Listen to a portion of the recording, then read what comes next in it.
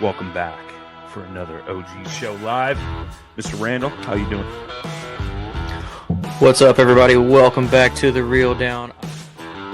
Welcome back to another episode of Bass Fishing for News. Hi, boys and girls. Welcome to once again the Bass Kayak and Beers. Brother, this is the final cast. Another segment of Chasing the Tide, your saltwater connection on the Paddle Fin. Welcome back, everyone. Another episode of Feather and Fur. Your host, Brad. Welcome back to the Mindset Podcast. I'm your host, Crystal. Hey, welcome back to Off the Water. Susie Q here with Adventures of Outdoor Woman podcast. Hey guys, welcome to the Rusty Hook Kayak Fishing Podcast. We're brought to you by Pelican, built tough for all situations. Go to pelican.com. Eastport Marina on the beautiful shores of Dale Hollow Lake. For all your lodging, kayaking, go to eastport.info. Yak Gadget for all your fine kayak fishing accessory needs. Go to yakgadget.com.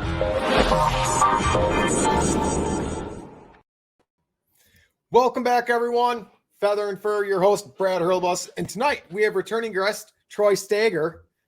Got it right. I know I got it right. He sure did. Welcome to the show, Troy. Thank you. So a little background, Troy, like I butchered Troy's last name like 7 times in a row. And yeah, I really had to focus on that before we started the show here. Yeah, it happens. It happens way too often. You know, it's some German names. No one can pronounce mine either. It is what it is. That is a fact. But I mean, mine's now Hurlebus, but originally, like way back when, we'll break it down, it was Hurlebaus.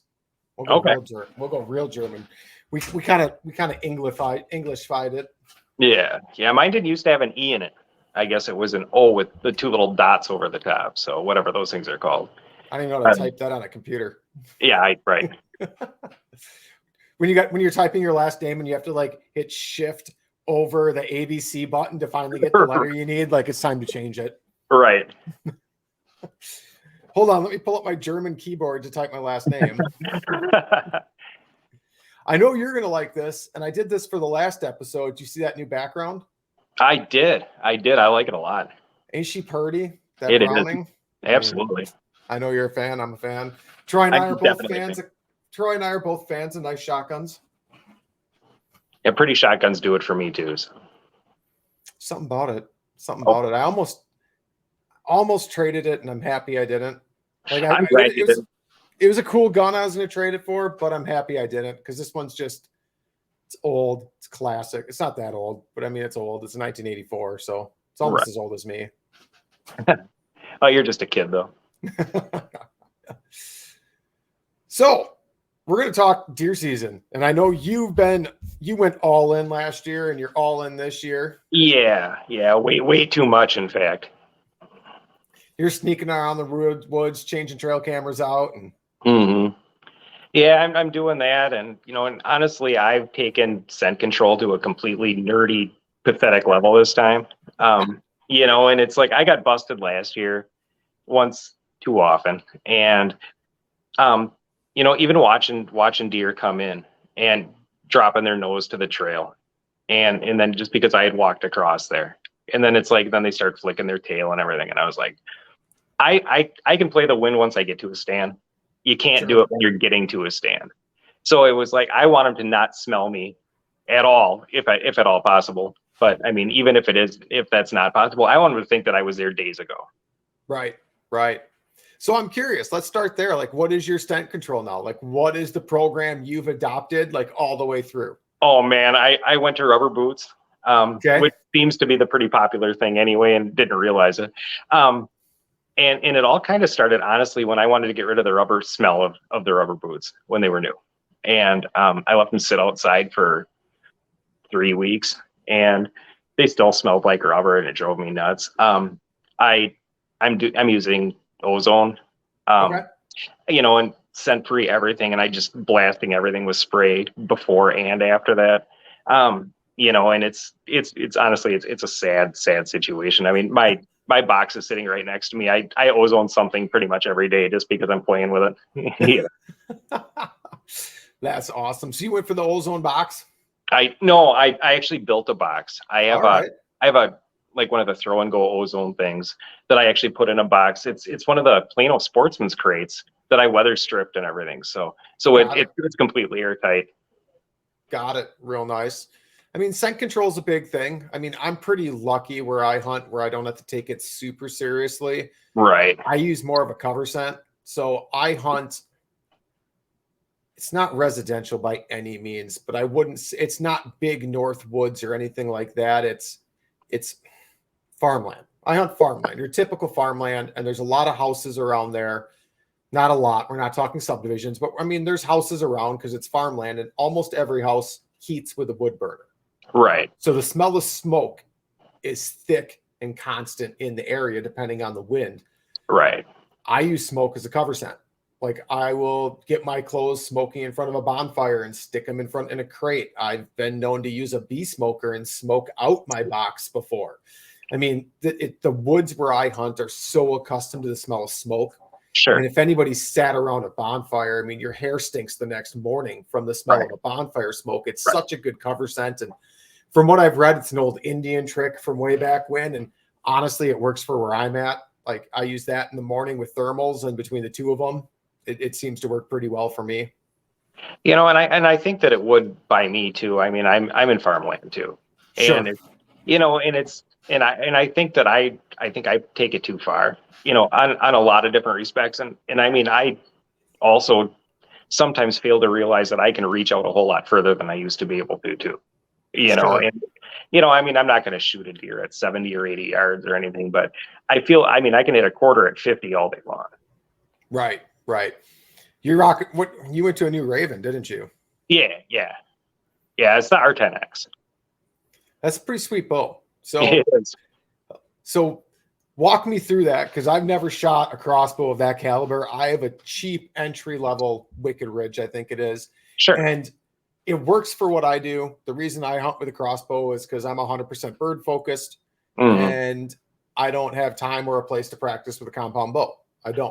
You know, that's kind of what happened with me too. I didn't have the time. I mean, it's like I can easily pull a compound back still to this day, but I don't have the time to get out there and shoot, you know, 200, 300, 400 arrows a week all summer long either. So that's kind of what happened with me too. And I started out with a cheap center point one and upgraded again, and now I've got this thing. So, but was it worth the money?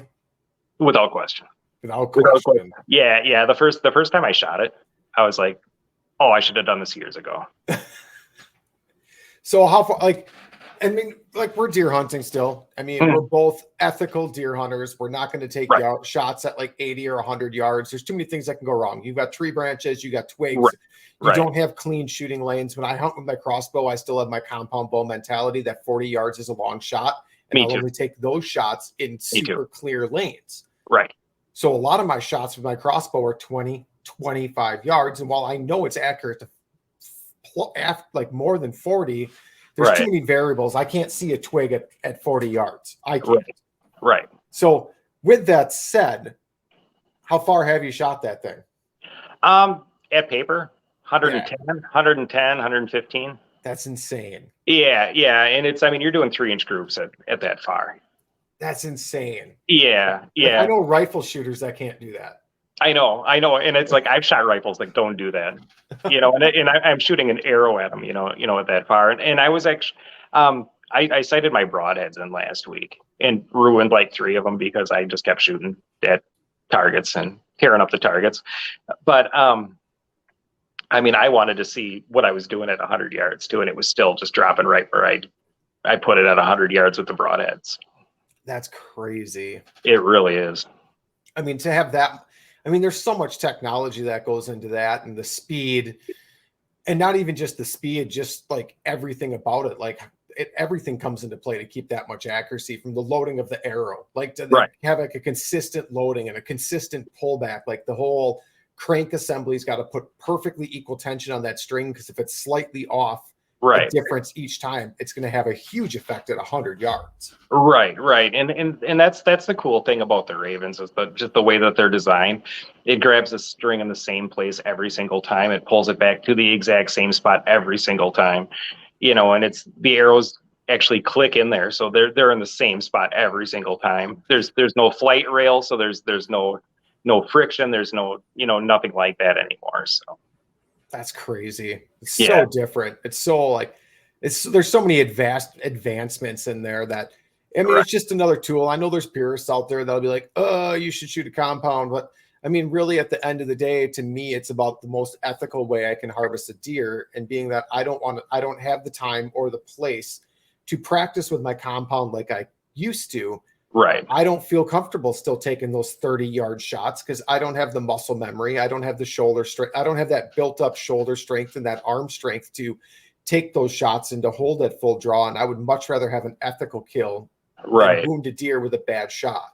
Me too. And honestly, I hunt from the ground, and generally I hunt a trail that, or it's a man-made road that goes around my land, and it goes from their bedding area to a field.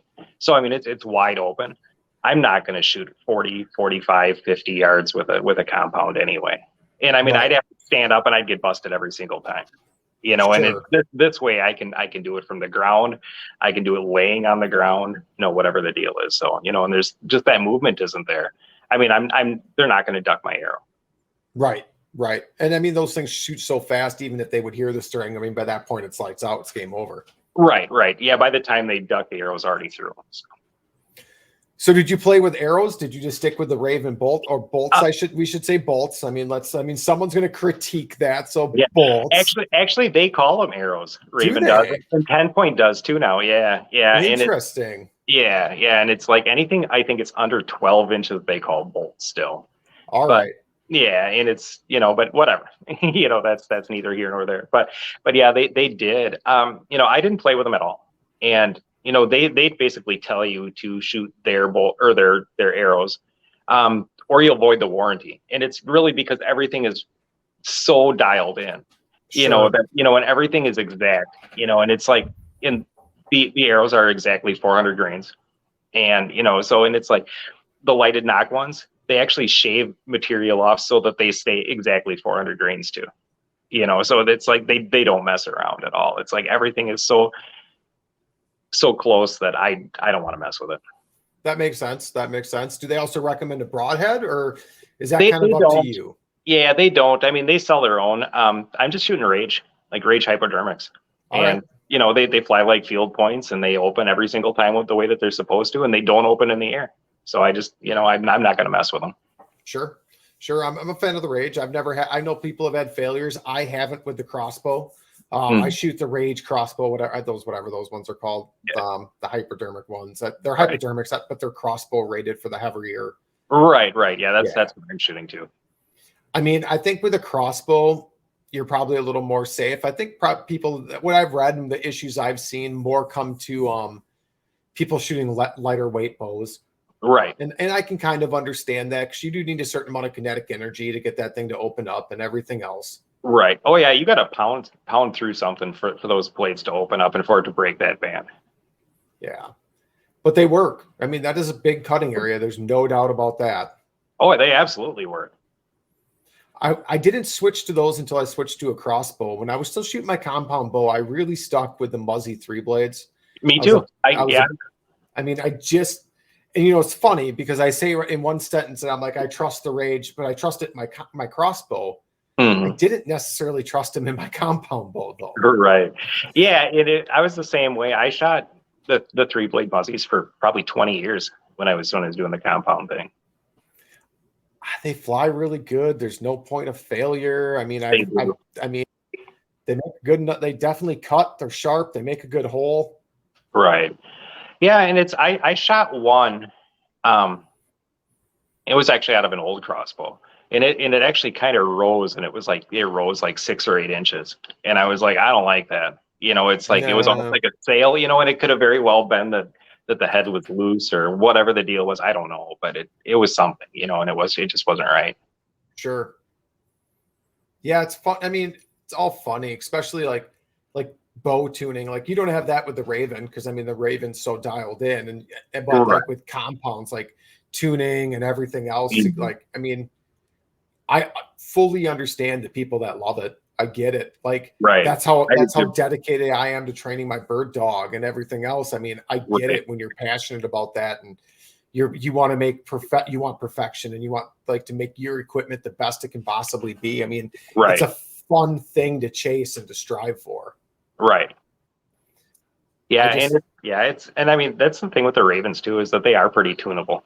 It's like, I mean, you can actually time the cams and everything just like a compound. Just because there is no flight rail, there is nothing like that. It's it's basically it's a compound on the end of a rifle. Yeah. Interesting. I didn't know you could actually tune those. Yeah, you can. I'm not gonna mess with it.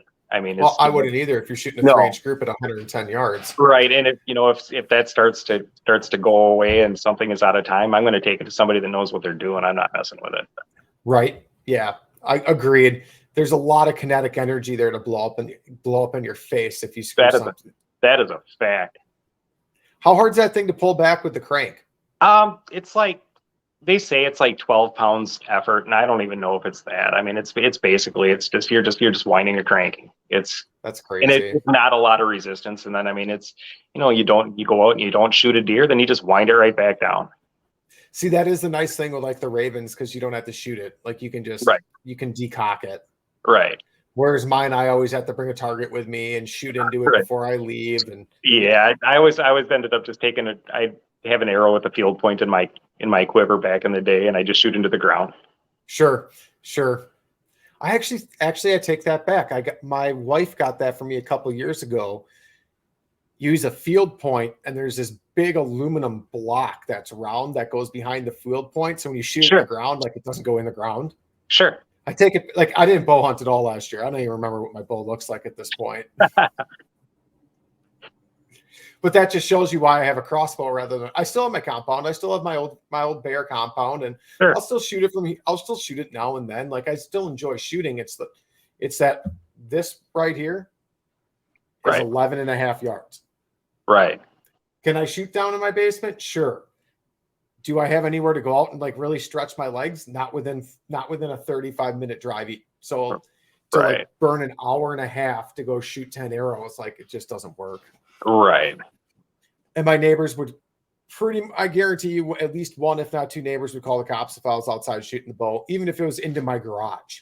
Probably. And I mean, growing up, it was a different time. I mean, growing up, we used to stand on the roof at my parents' house, and we'd stand on the roof and shoot hay bales in the backyard.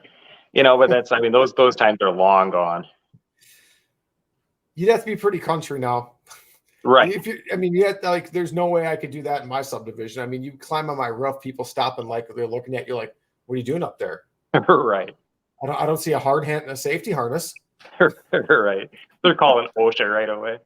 Pretty much. Yep. That's my subdivision. Calling the HOA. Did he get a permit to walk on his roof? Right.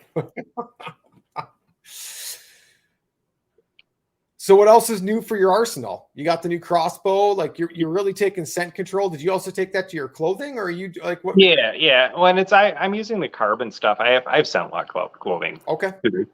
And obviously the fiance does as well. She got it from you, so she's going to go out this year. But yeah, she, it's. I mean, I'm doing that too. So it's like I've got the carbon clothes and stuff too, and whether it does anything or not, I don't know. Maybe, and it's whether that, any of this makes any difference. I don't know, but it's, if I can eliminate any of those variables, I'm going to do that. Sure. Sure.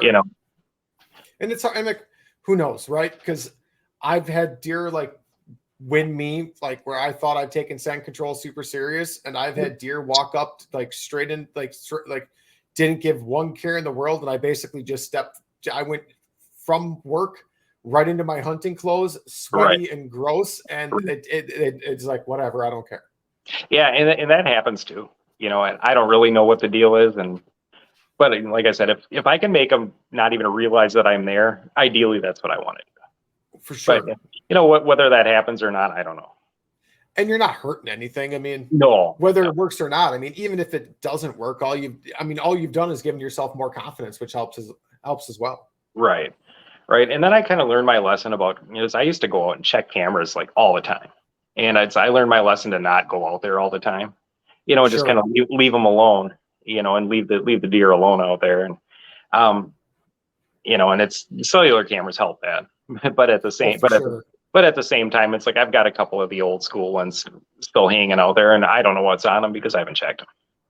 See, I went to a cell camera this year, and I'm in a low signal area, which was a little bit of monkeying around. I had to go with an extension antenna and everything else, but I went with a solar one, and I'm looking at it, and I'm like, I might only have to. And I put the biggest memory card in there the thing would take. I'm like, I bet I'm only have to drop.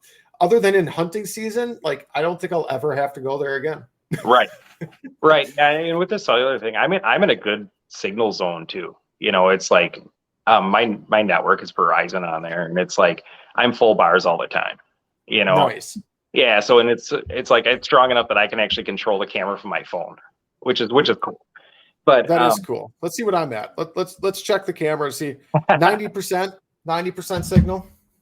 There's nothing wrong with that. No, the worst I've seen now with that extension antenna was 50%, but I took a 17-foot extension ladder with me, and I have that cord as tight as possible. It's a 15-foot cord. The camera's about waist high, so it's at least 17 feet in the air. Right. And that's what it took for me to get a signal where I was. Yeah, that's and I've just got the little stock antenna hanging off the side, and it's on a fence post. Yeah. And it works just fine. Nope, I got that big omnidirectional cone screwed way up in the tree. Yeah. But whatever you got to do, though. I mean, even if you factor in the cost, I mean, it's 40-minute drive for me each way to my hunting land where I hunt. Right. I mean, you start factoring in fuel, even if you go every other week. Right. It pays for a couple cell cameras for sure. Right. And certainly the service, because the service is cheap anyways. Right. But yeah, I don't go out there. I'm going to go out there probably this weekend and put my blind up, and leave the windows open, let it air out, and let them get used to it being there before I'm in it. But beyond that, I try to not mess around out there at all. And that makes sense. Same. I mean, we pretty much try to stay out. Like if we do any maintenance or anything like that, like cut different trails in or change tree stands, we really try to do that in winter, early spring. Like we try to be, because I mean, I have 40 acres. The deer are pretty consistent on the trails they're using, where they're bedding. I mean, it's established habitat. We're able to place stands and things like that where we need to, and we have a good idea of how, like, the deer pattern doesn't change that dramatically year after year. Right. So we make most of our changes in like spring. Right. Yeah, and I just put my cameras up. I don't know. It was probably a month ago or so. And honestly, it was, I kind of had an idea where they were coming through, and I put one in a place where I was like, I don't know, but there's trails all over the place, so we'll find out. And I mean, it was, I was out there messing around when I put them up and banging around and sweating because it was like 1,000 degrees outside, and so it's stinking up the woods and everything else. And I was like, I'm not going to see anything for a couple days at least. And that night I was getting deer pictures already 2 hours after I was gone. And it's like they're looking at my right? Yeah. Which, and I mean, where my land is, I mean, there's a house on the other side of the road, so there's obviously they're not completely, devoid of contact with people. And there's another house on the other side of the cornfield. Well, it's soybeans this year, but I mean, it's sure. So I mean, they're used to people to some extent, but at the same time, they're not used to people in their living room, so to speak. Right. And that makes a big difference. And I've seen that before. I mean, I've checked a trail camera that was hot and like it's gone dead after I've been in there for a day. Right. But I put up that cellular camera and I had pictures 2 hours later of 4 does walking through, like no care in the world. Right. Yeah. The other night I had like 125 pictures between 8 and midnight. It was insane. They were everywhere and just dancing around. And there was, 2 does out there with a bunch of fawns playing, and then they'd all leave, and then a buck would come walking through, and then they'd be back out, and for like 4 hours they were just hanging out in front of my camera. That's a lot of pictures. It really is. I want to move my camera. I'm not a huge fan of where it is, but because I'm limited for cell signal, like it's not much I can do. Right. Like I'm not like normally where I have cameras on that land, it's not far from where this one is, but it's on a slightly different trail, and I just don't think it's getting as much action as that other trail does. Right. I'm just not getting and one thing I'm getting a ton of pictures, which I never used to now, is squirrels. There's always been squirrels there. But where I used to hang my camera, like it just wasn't in a heavily squirrel area. Like they didn't want those trees there where my camera is now. Like I'll get 100 pictures of squirrels, Right. raccoons as well. Like I've got a huge family of raccoons almost every single night out there that's playing around right in front of the camera. I'm like, this is not what I want to be wasting paid pictures for. Yeah, you were showing me that the other day. Those things are going to cost you money just sitting out there fooling around. They're worse than the squirrels. They're worse than the squirrels. It's crazy. Well, yeah, because they'll hang around out there and that camera will just keep taking pictures. The one thing I did notice, though, is the deer are definitely bedding in the area of the camera because I'll get pictures of them laying down. I'll get pictures like when they stand back up like an hour later. Oh, that's nice. Which, I mean, that's a good thing in my mind because eventually I've got way more does than bucks in our area. We have been for years. Our doe to buck population is way off where I'm at. Right. But I mean, if this camera's hung right like 3 feet from one of my tree stands, it's in one of the clearings where I normally, like in one of my shooting lane clearings. And if the does are bedding in there, the bucks will eventually be here. Right. Now, if I get after them with the bow or not, that's yet to be seen. But I do take a hard break during bird hunting season for the opening weekend of gun deer. So, right. It take a pretty big buck. It take like Pippa's 10. She's getting close to retirement. I'm not, I mean, I've got a lot planned for bird hunting this year. It'd take a wall hanger on the camera for me to go out there and start chasing it before gun deer. Right. Well, plus Pippa's not going to be happy with it either. No, she won't be. No. She was all happy last night in the boat chasing ducks with me. Doing some scouting. Yeah, we went out and ran a marsh last night and she was with, and I'm looking through the binoculars and like she's staring up at me and staring at the birds and staring at me and staring at the birds. And she's like, are we going to hunt? Like, what's going on here? Like ready to go. I'm like, just wait. So she's ready. That's awesome. Yeah, I'm ready. Yeah, I'm ready to get out there, and do something, and be it deer or, I'm going to go out and chase birds with you too. But this is true. We got to get you and your fiance out this year. It didn't happen last year. Yes. Well, she'll be my wife by then. So. Really? So the date's been set, huh? Yeah, October 15th. Oh boy. Yeah, it's coming up fast. Getting married in the middle of hunting season, that's dangerous. Yeah, it is what it is though. She's worth it, and she's hunting this year too. And I mean, that was kind of fun. It was like getting her all set up, and and she's got the good stand out there, and and it's, monitoring everything for her, because it's like I'd rather her get a deer than me. Right, absolutely. That's like when I go out with my nieces and whatnot. I'd much rather they shot a deer than I did. Right. I can get meat. I'm not worried about it. No, I could shoot a doe anytime, and it's like before daylight savings time, I can go after work every day if I want to, right. but at the same time, it's like I'd rather her get one. Agreed. Especially because has she ever shot a deer? No. In fact, she finished hunter safety like a week ago. Nice. Yeah. So she's brand new. So is she a little nervous, a little excited? Are you going to sit with her to start? I think she's a lot excited. And no. She's got a, we've got a stand set up for her and everything, and walk her out there and help make sure that she gets in safe and everything. And I'll come and pick her up when she's done. But it's like, that's what she wants to do. She wants to go out there and nice do her things. That's awesome. I mean, that's a lot of confidence for a new hunter. It's great. It's a great thing. It really is. Oh, absolutely. And that's half the battle. I think we all know that. For sure. I can't wait to hear how it goes. Yeah. I can't wait to find out. So I'm assuming that is she running a crossbow? Yeah. Perfect. Yeah, she decided that she wanted to do it. I think it was like in the spring, and that day, she had told me that, and that day I loaded up the girls and we went and shopped for a crossbow for her, and we bought her one. Nice. So yeah, it's like no turning back now. You're in now. You can't just say, I was only thinking about it. Too late. That's right. Now we're into it. That's right. Awesome. So she's got to be excited then.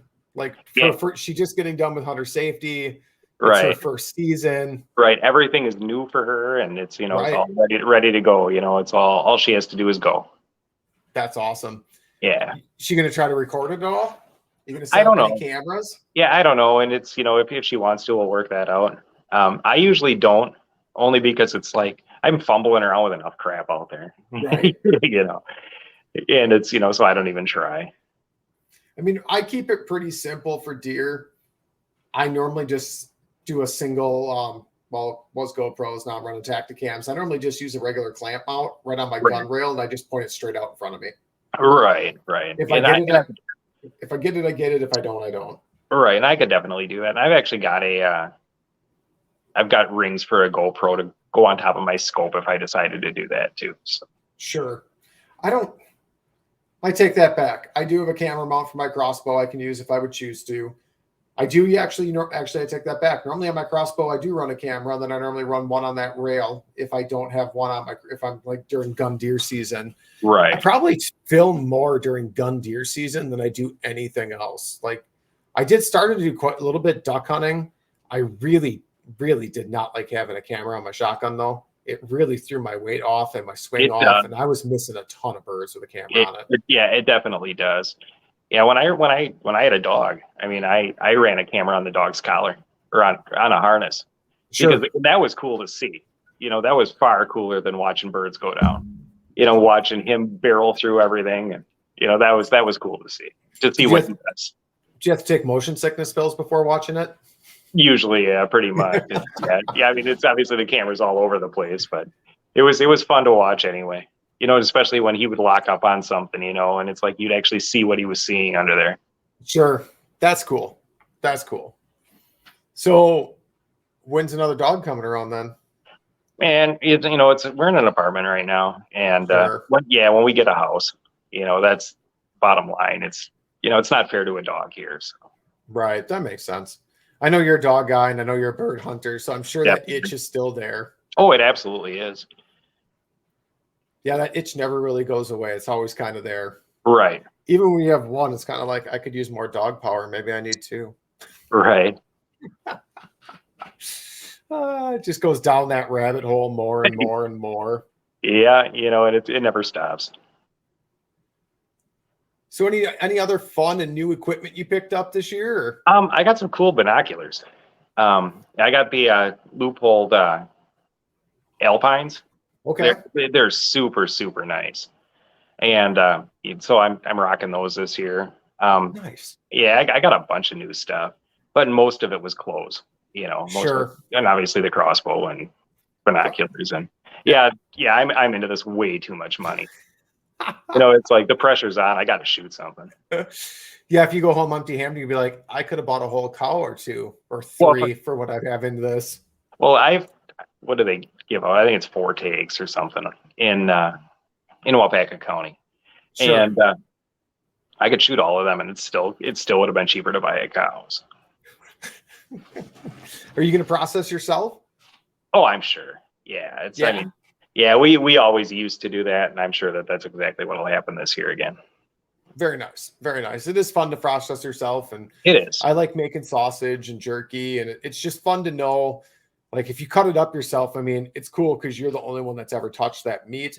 Right. Otherwise, if I don't cut my deer up, a good friend of mine's a butcher, and he cuts it up for me. I trust him. I know he's clean. I know his setup is good. Right. All of that. So, I mean, it's just fun to know, like, your meat's like, you knew exactly where it came from. Right. Yeah, so you're still hoping that there's a use for that this year, you know, and hopefully it's her. But you know, if it's me, that's okay too, I guess. Yeah, you know. The question is, would you pass on a buck walking towards her? Absolutely. I'd let it walk. Yeah, I'd let it walk. And, you know, in hopes that he turns in front of her. Sure. How far apart are you two hunting? We are. I ranged her, and I'm trying to think. It's 160 yards, something like that. So it's a ways. It's a ways, but it's at the same time. It's like she can yell and I can hear. You know. Sure. So you know, and it's so. I mean, we're far enough apart, but at the same time, we're close enough. Right. Nope, that makes sense. And then you got her in a tree stand? Yeah. Yeah, she's in a Nice. tree stand, and I generally hunt from the grounds. Got it. Do you just prefer the ground, or is that just better for the You know, area it's you're just, hunting? it's the area that I'm in is that I like to be on the ground, and it's, you know, I sat in a tree a bunch of times last year, and I was like, you know, I want to be over here, and there just wasn't any trees that I could actually sit in, you know, that I wouldn't have been on stage anyway. Sure. You know, so I basically, what I was doing, I was digging holes in the ground and kind of sitting behind trees and things like that, and doing all kinds of nonsense, you know. But I was seeing deer. You know, it's just the only problem is that they'd come out on the wrong side of the tree, and then I'm trying to spin around it to get a shot and things like that. So I mean, the blind will make that much easier too. Right. I mean, was it two years ago? I was out deer hunting, like bow hunting. It was right in the middle of the rut. Mm. And I wasn't in my tree stand. I was in a ground blind. I just wasn't able to climb a tree stand that day. My back was all shot and everything else. So I'm like, I'm just going to go sit in a tree, go sit in my ground blind, which I had already set up out there. And I just got it was dark. Like it was a cloudy night. Mm. It was dark well before shooting time was over. And I'm like, you know, there's no way I trust a shot at this point. So I start packing my bow up. I close up all the windows but the one in front of me, letting some light in. And I look up and there's like a 12-pointer 10 feet in front of me, just staring at me like, what the hell are you? And I'm like, you going to wait for me to get my bow back out? Yeah, no. That's it seems to be, it's almost like they know you put it away. Right.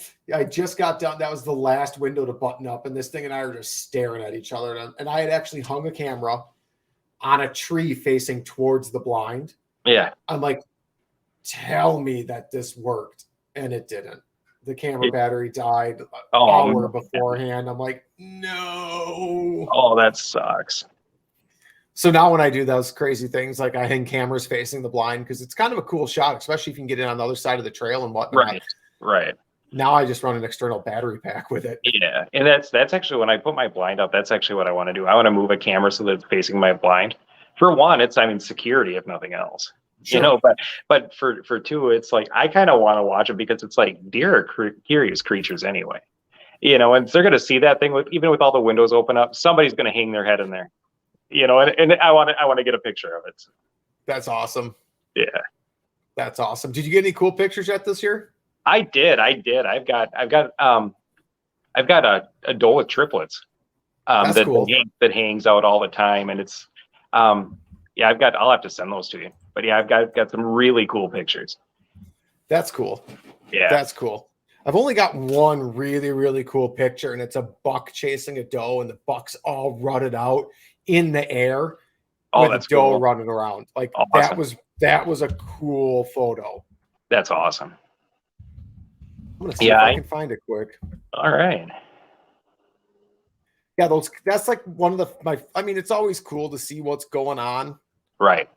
But I'm always hoping for like that really, really cool trail camera picture where it's Me too. This is awesome. Like this is just like what you hope to see on your trail camera. Yeah. I've got one last year that was it was a solid 10, or it might have been bigger than that. And I mean, the deer had to have been 200 pounds. And it was pre-rut. So, I mean, it was so everything was green still, but it was a foggy morning, and he's standing out there, you know, and it's like, it looks like a beer commercial or something. That's awesome. A beer commercial, he says. Yeah. That's great. I'm going to try to find this picture quick. The problem is I don't even know what year it was. I started at 17. We'll try 18 quick. I see it come up in my memories, and I'm just like, oh, that picture's so awesome. Oh. It's got to be here. We're getting close. Found it. All right. Found it. How do I full screen this? What does this button do? Hey, full screen. Look at that. Let's share this real quick. All right. Full screen.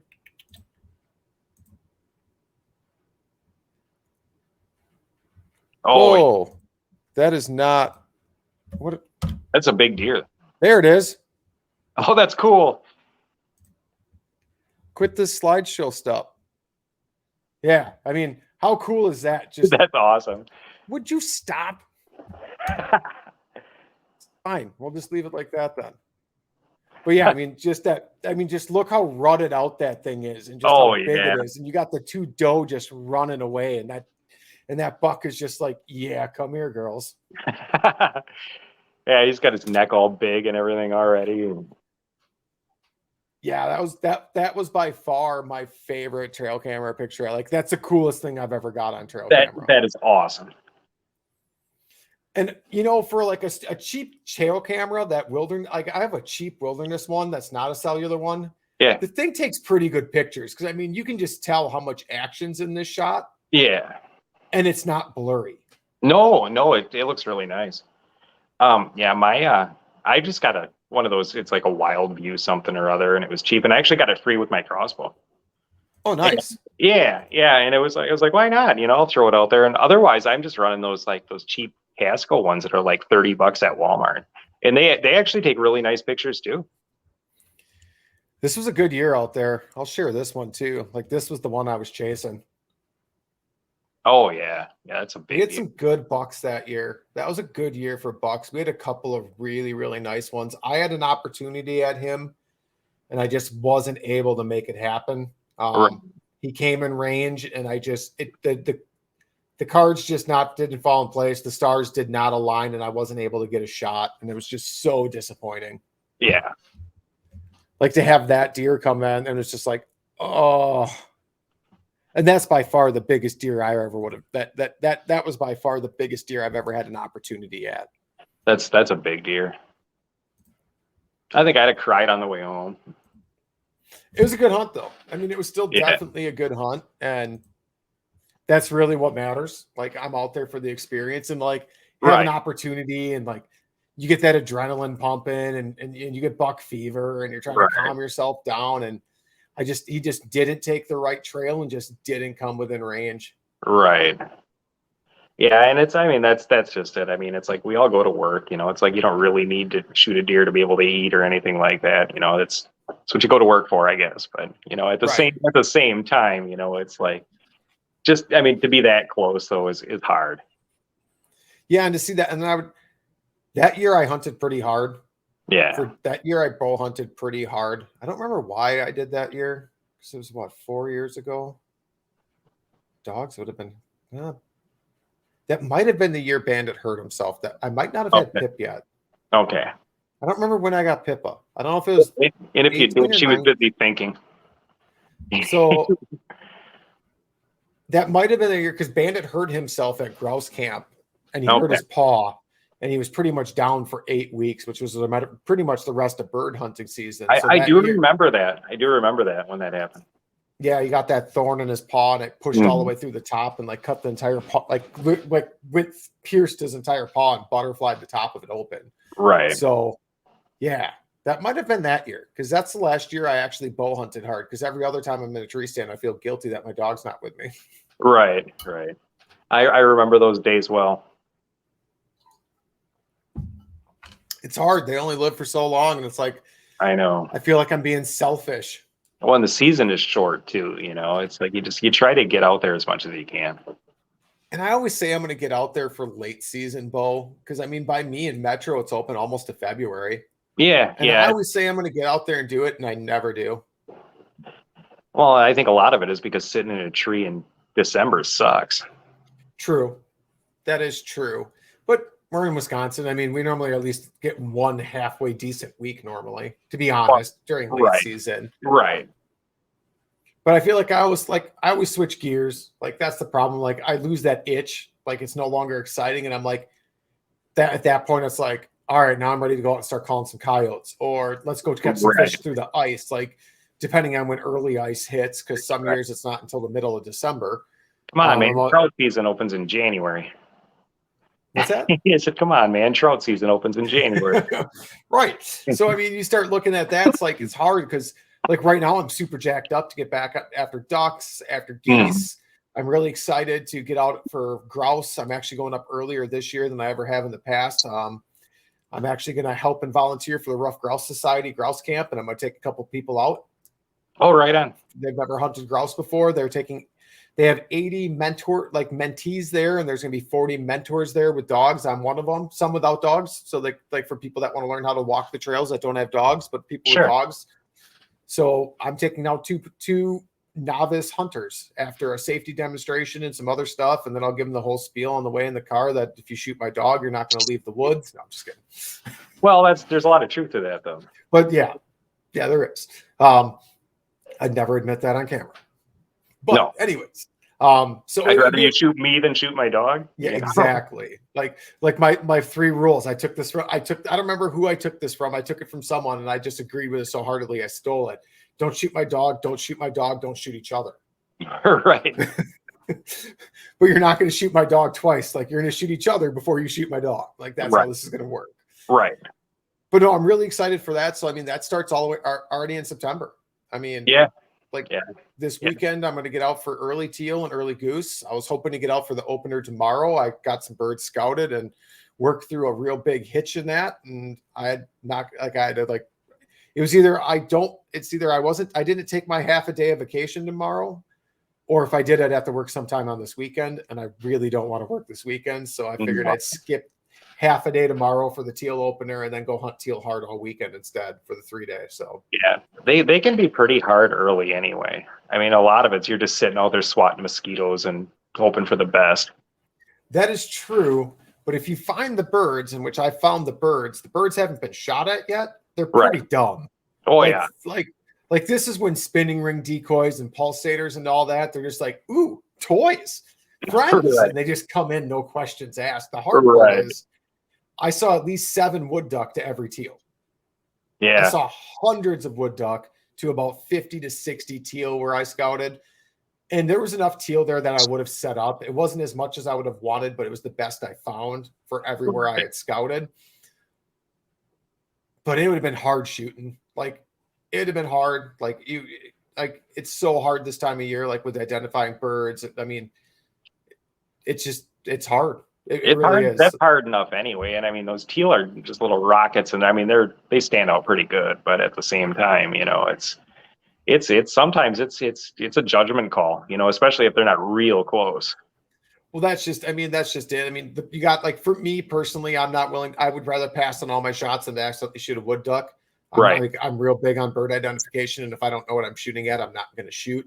Right. So I wouldn't have, like, all those longer shots. I wouldn't take them.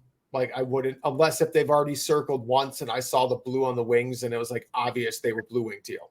Like, there's a big, like, blue wing teal on the wing look way different than a wood duck if you know what you're looking for. Right. Yeah, and it's completely different middle of the general season, you know, where you can just, if you see a bird flying, you just shoot it because everything is open. Right, exactly. I mean, as long as you're not hunting like a bunch of pintails or something like that, I still make sure to ID my birds to a degree. But absolutely.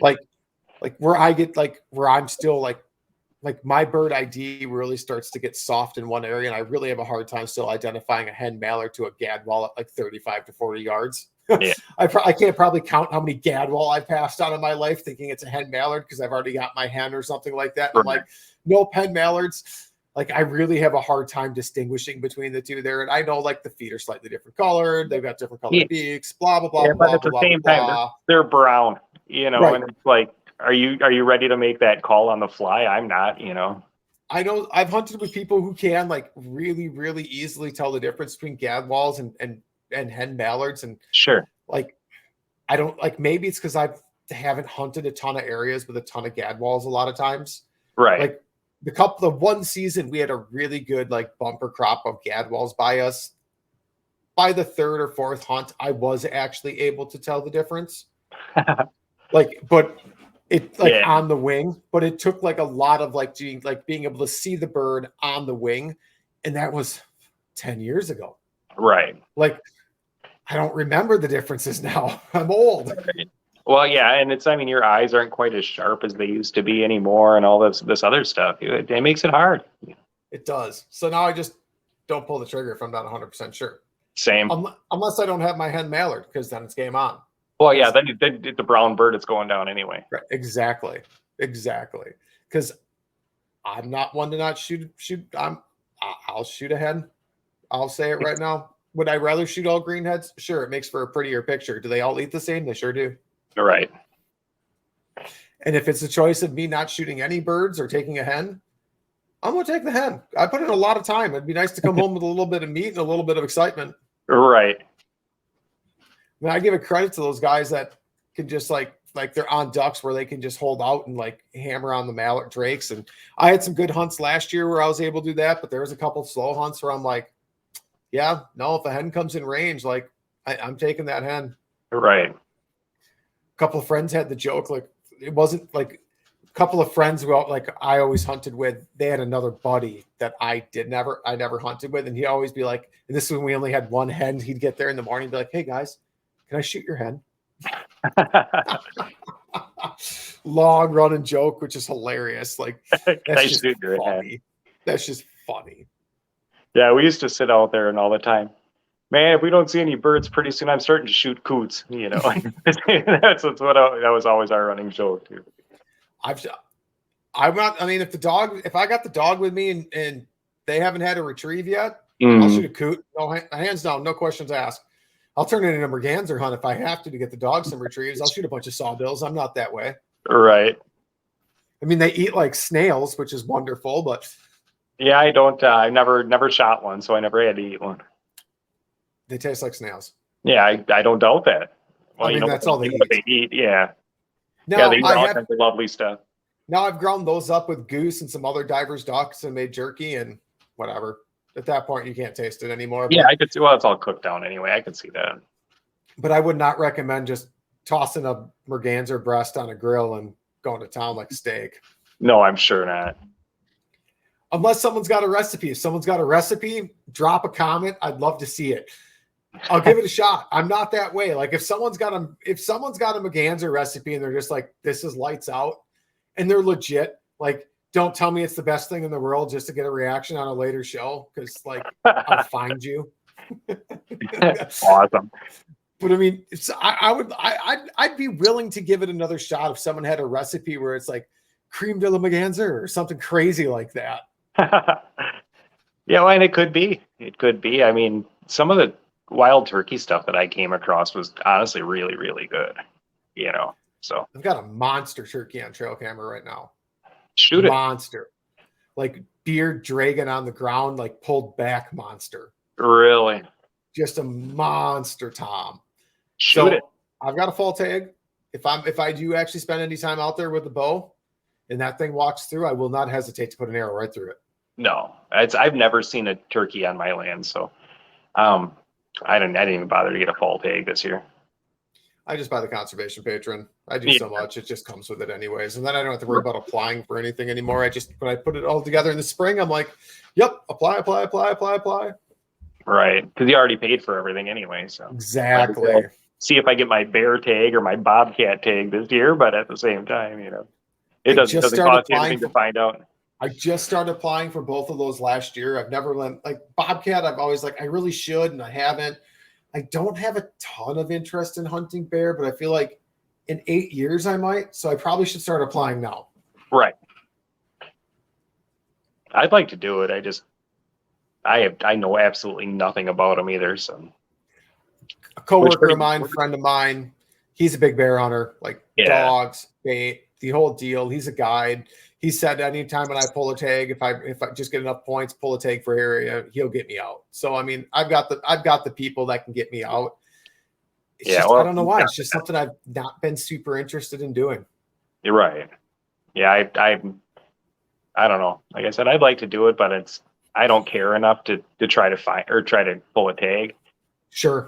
And especially because I have no idea what I'd be doing anyway. Right. Basically, what I'd be doing is sitting in a deer stand or in the off season, hoping for the best.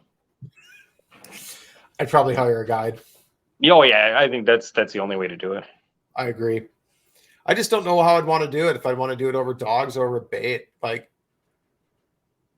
what I'd rather do. I think that's the reason why I'm not super interested in do it. Like I don't know how I'd want to do it. Like to me, I'd rather go out west, pull an over the counter tag and glass for hours and try to shoot one off a mountainside. Right. And that's how I picture it. You know, it's like hunting over bait. I mean, doesn't seem very sporting to me, and neither do dogs. You know, that's pretty much your options here. Right. And that was much what I prefer to. I support the dogs 100%. Like, it's cool what they can do and everything else. And like, I'm a big proponent of like not talking about, like, I mean, those guys, like, they do a ton of training. They've got a lot of time invested in their dogs. Their dogs do great things. I just wish I could watch the dogs work. Right. Like that's what I wish I could do. Like, if I could watch the dogs work, I'd be 100% be like if it was like upland hunting and the dogs are working and they're chasing a bear, I'm like, flushing bear. Like that's what I want. And I know that's not how it works. And I support bear hunt. Like, I support all the dog guys and all that. Like all the dog hunters for coons and all that stuff. I mean, we all got to stick together. We're all a big family, because we start fighting amongst each other. Like, we don't stand up for the bear dogs and the coon dogs. No one's going to stand up for the bird dogs at the end of the day. So no, and absolutely. And I mean, I fully believe that, they put in so much time and everything else, it's just, I don't get it, and it's like, it just doesn't do anything for me. Sure. And I think that, like you said, that's part of it, is that I can't watch the dog work. I mean, bunnies are kind of the same thing. And I love doing that, because I like watching the dogs do what they're supposed to do. Sure. Yeah, you were a big rabbit hunter, weren't you? Growing up, yeah. Yeah. Beagles, was it? Yeah. My stepdad had just a ton of beagles in the backyard and in town. Sometimes he'd have a dozen back there, all of them, all day long. Awesome. Yeah, pissing the neighbors off. Damn dogs. Yeah. Can't sleep. That's hilarious. Well, we've hit pretty much that hour mark, so this sounds like a good time. I'll give that couple minutes to you if you want to thank anyone or shout anyone out, or. I thank you for having me on. That's first and foremost, I guess. And it's always a good time. And just get together and talk about the stuff that we like to do. Right. And nice to catch up for hunting season. Absolutely. Kind of hard to do that at the shows and everything, and with you being so far away too. So. Right. Yeah. So, but no, thanks again for having me on. It's always fun, and we'll have to do it again. Absolutely. And to all my listeners, thanks again for tuning in. I will drop all the any links in here. I'll probably drop a Raven crossbow link, because we talked so much about it, just in case you're interested in checking out what Troy's shooting. They're pretty cool. I'll toss a link to any social media you want to share and everything else, if anybody wants to check out what Troy has going on. And until next time, everyone, keep chasing that experience. Thanks for tuning in to another killer episode here on Paddle and Fin. Be sure to drop a 5-star rating, a thumbs up, or smash that subscribe button on any platform you're listening in on. Be sure to check us out on Waypoint TV, waypointtv.com. Make sure you sign up for the Fantasy Kayak Fishing League at paddleandfin.com/fantasy. You could support this show through Patreon, patreon.com/paddleandfin. Don't forget to check out the website, paddleandfin.com. Catch us on YouTube. If you got a question, comment, or want to see a future guest on the show, be sure to email us at paddleandfin@gmail.com. Shout out to our show supporters, Yak Gadget. You can check out all the fine kayak accessories at yakgadget.com. Pelican Professional. For all your cases, coolers, and lighting needs, go to pelican.com. Rocktown Adventures, your Midwest premier paddle sports destination. Go to rocktownadventures.com. Eastport Marina, the beautiful destination on Dale Hollow Lake. If you're looking for lodging, kayaks, kayak accessories, or anything fishing related on the beautiful Dale Hollow Lake, go to eastport.info. And Jigmasters Jigs. When in doubt, get the jig out. Go to jigmasters.com and fill your tackle boxes today.